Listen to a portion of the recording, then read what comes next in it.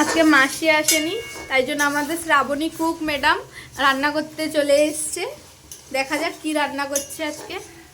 আজকে চিকেন আছে, কি আর রান্না করবো, চিকেন করছি। এটা আমার সেকেন্ড টাইম, জানি না কেমন হবে। এতজনের রান্না খারাপ হলেও খেতে হবে।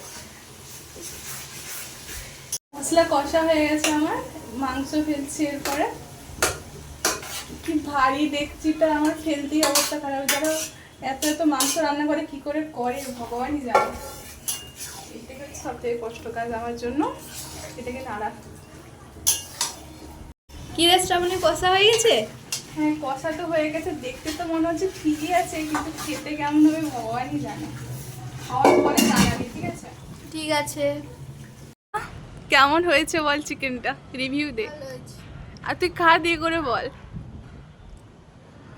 মোটামুটি চলবে তো? দৌড়াবে। ঠিক আছে।